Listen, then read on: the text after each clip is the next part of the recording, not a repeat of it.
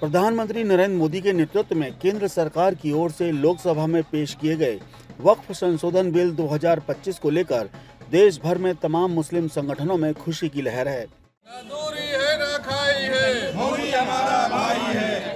दिल्ली से लेकर भोपाल तक देश भर के शहरों में मुस्लिम समुदाय के लोग, मुस्लिम महिलाएं और युवा इस महत्वपूर्ण बिल को लाने के लिए प्रधानमंत्री मोदी का शुक्रिया अदा कर रहे हैं।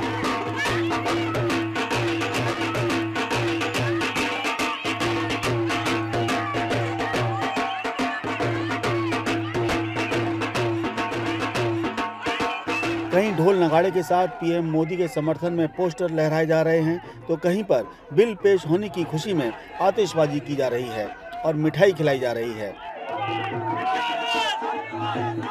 इनका कहना है कि वक्फ बोर्ड की संपत्तियों पर कुछ माफियाओं ने अपना कब्जा कर रखा है और इस बिल के पास होने के बाद देश के गरीब और पिछड़े मुसलमानों के साथ ही मुस्लिम महिलाओं को उनका हक मिलेगा।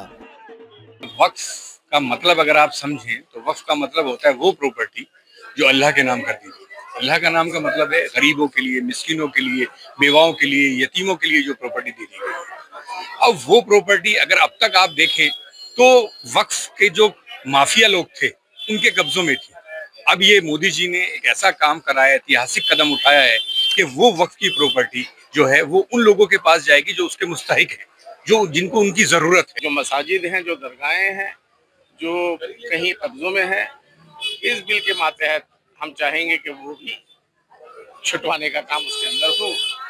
और इमामों के साथ जो भेदभाव होता है, मौज़िनों को, जो स्टाफ को कोई आज तक तनख्वाहें नहीं मिलती हैं और अवाम और राजनीतिक हलकों में इस तरह का प्रोपेगेंडा होता है कि इमामों को ये मिला और वो मिला, उनको भी सैलरी मैं समझता हूँ कि सरकार की तरफ से एक अच्छा हदिया उनको मिलेगा इस बिल के माध्यम से। लोगों के लिए आज का दिन बहुत खुशी का दिन है, क्योंकि मोदी जी जो भी काम करते हैं सब समाज के लिए करते हैं, हर समाज के लिए, हर जाति के लिए, सबके लिए काम करते हैं। मोदी जी का नारा है सबका साथ, सबका विकास, सबका प्रयास।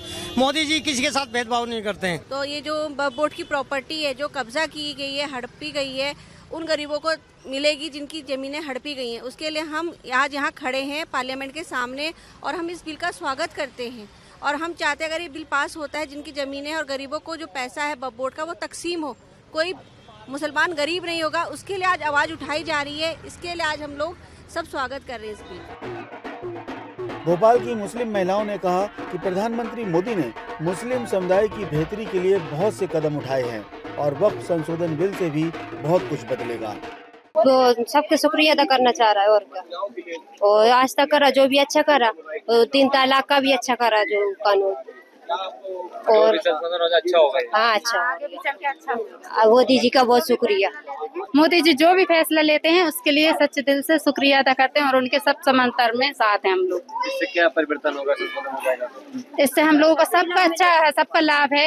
वो जो भी फैसला लेते हैं, हमने 3 तलाक का भी फैसला जो लिया सब अच्छा करा, और भी जो बच्चों के लिए जे शादी प्रोग्राम निकाले लड़कियों को वो भी सब सही है, पैसे दिए, हॉस्पिटल सब बनवाई। मोदी जी ने जो भी करा सब अच्छा करा और आगे भी चल के वो अच्छा ही करेंगे।